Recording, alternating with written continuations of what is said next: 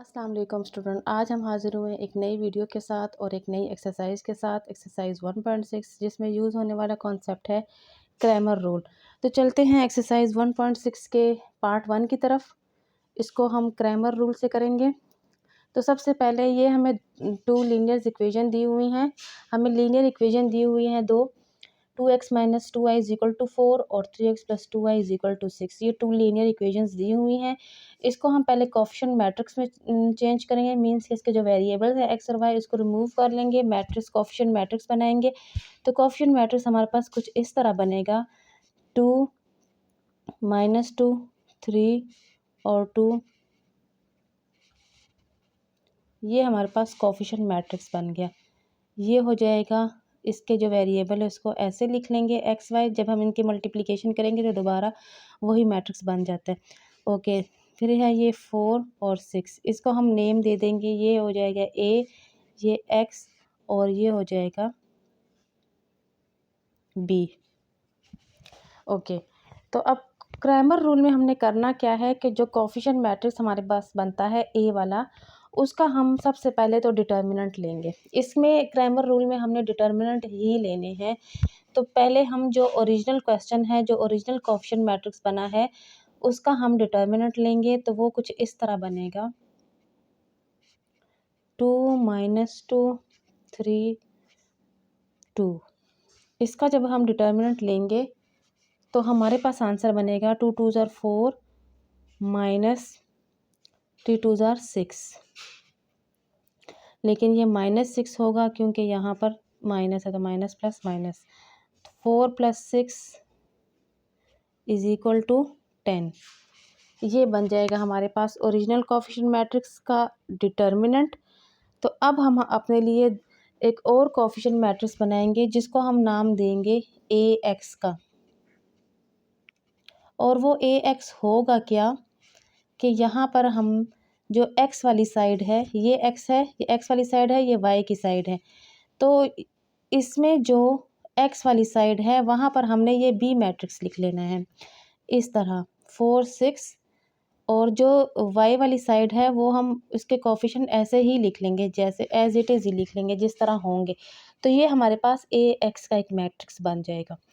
जब एक्स की बात होगी तो हमने एक्स वाले साइड जो है वो इफ़ेक्ट होगा, और वो किस तरह इफ़ेक्ट होगा कि उसकी जगह हमने जो बी वाला मैट्रिक्स है वो लिख लेना है। अब इसका हम जब डिटर्मिनेंट लेंगे तो वो कुछ इस तरह बनेगा, 4 2 ज़ार 8 माइनस माइनस 12, 6 2 ज़ार 12 और माइनस प्लस माइनस, 8 प्लस 12 से हमारे पास आता है 20।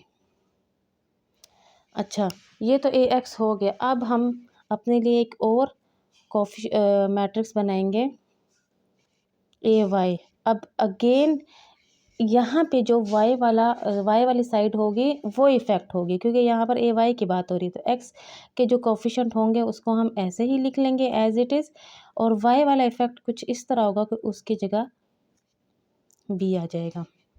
तो ये हो जाएगा 6 2 ज़ार 12 माइनस 12, ये इक्वल आ जाएगा 0 के।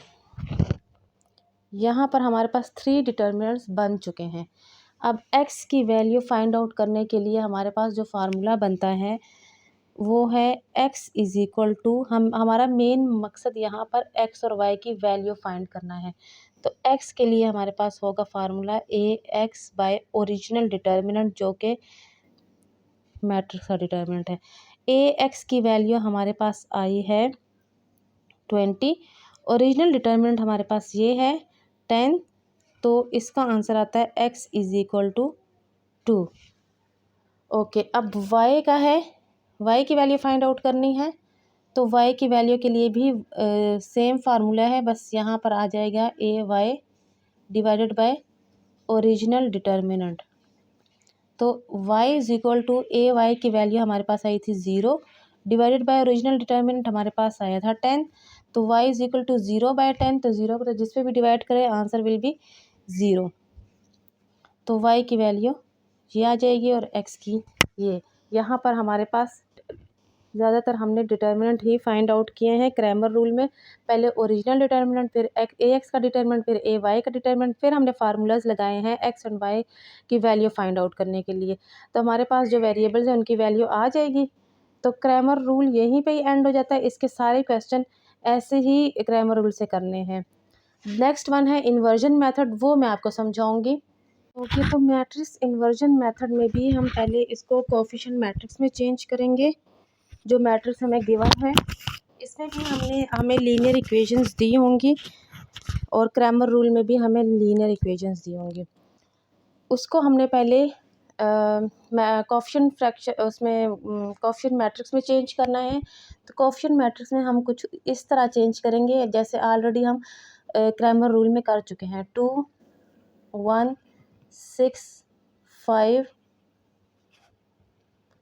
और उसके बाद वेरिएबल्स एक्स वाई और फिर 3 1, ये हो जाएगा A X is equal to B. इसमें हमने बल्कि क्रैमर रूल में भी और मैट्रिक्स इन्वर्जन मेथड में भी हमें एक्चुअली एक्स और वाई की वैल्यू फाइंड आउट करनी है। तो मैट्रिक्स इन्वर्जन मेथड में आपने जो एक्स, ये वाला एक्स है, इसके अंडर एक्स एंड वाई आता है, इसको हम सेपरेट कर लेंगे क्योंकि इसको हमने फाइंड आउट करना है। ए जो है वो यहाँ पे शिफ्ट होगा राइट साइड पे, तो ये ए इन्वर्स बी आ जाएगा। मींस के जब हमारे पास एक्स तब आएगा जब हम ए इन्वर्स को बी से मल्टीप्लाई करेंगे। तो हमारे पास ए इन्वर्स होगा तो हम बी से मल्टीप्लाई करेंगे। तो इसका मतलब ये हुआ कि पहले हम ए इन्वर्स फाइंड करेंगे, उसके बाद जो है हम अपना प्रोसेस आगे बढ़ा सकेंगे। तो पहले आपने ए इन्वर्स फाइंड करना है और ए इन्वर्स के लिए हमारे पास एडजॉइंट और डिटर्मिनेंट का होना ज़रूरी है।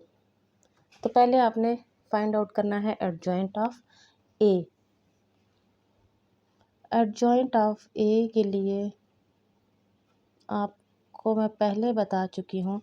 ये आपके पास ए गिवन है, यहाँ पर आपने 2 और 5 के प्लेसेस चेंज करनी है, 2 और 5 की। तो ये कुछ इस तरह हो जाएगा 5 2 और ये हो जाएगा -1 -6, इनके साइन चेंज हो गए। एडजॉइंट ऑफ ए तो आ गया, अब डिटर्मिनेंट ऑफ ए फाइंड करेंगे। डिटर्मिनेंट ऑफ ए के लिए हम ए की वैल्यू लिखेंगे, एडजॉइंट की नहीं बल्कि ए की वैल्यू लिखेंगे 6 5। तो ये हो जाएगा 2 5 ज़ा 10 -6 1 ज़ा 6। इसका आंसर हमारे पास 4 आ गया है। ओके, अब हम A inverse easily find out कर सकते हैं क्योंकि इसकी सारी रिक्वायरमेंट पूरी हो चुकी है। एडजॉइंट ऑफ ए हमारे पास है 5 -1 -6 और 2 डिवाइडेड बाय 4। इसको हमने 4 को डिवाइड नहीं करना, अभी एंड पे करेंगे। A inverse is equal to 1/4। इसको हम इस फॉर्म में लिख लेंगे 5 -1 -6 और 2। ये हमारे पास ए इन्वर्स आ गया। अब हमारा मेन मकसद जो था वो हमने X and Y find out करना है। तो उसके लिए हम लिखेंगे X is equal to A inverse B. ये एक्स तब आएगा जब हम ए इन्वर्स की वैल्यू लिखेंगे और उसकी जगह जो है और बी की जगह बी लगा के उनको मल्टीप्लाई करेंगे।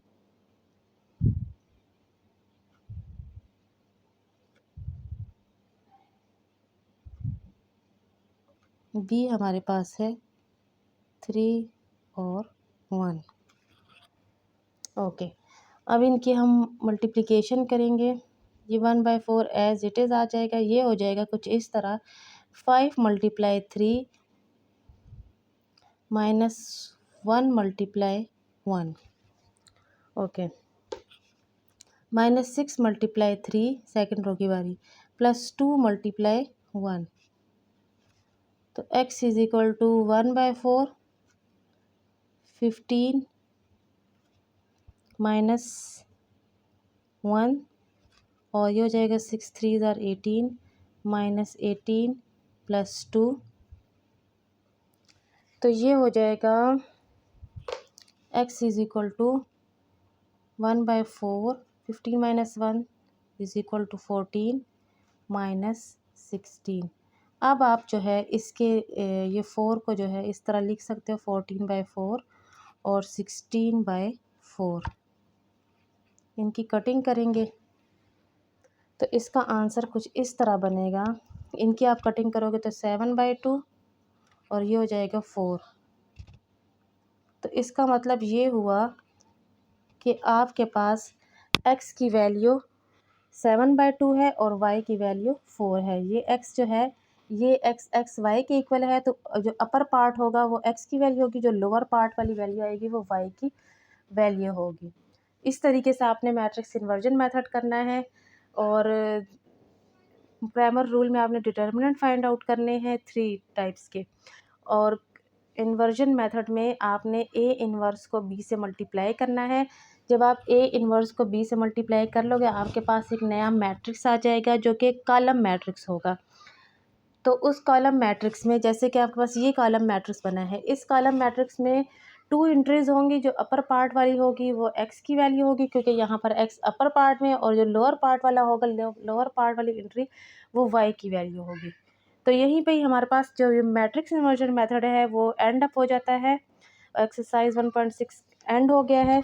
तो सेकंड चैप्टर हम अपनी नई आने वाली वीडियो में करेंगे। तब तक के लिए अल्लाह हाफिज़।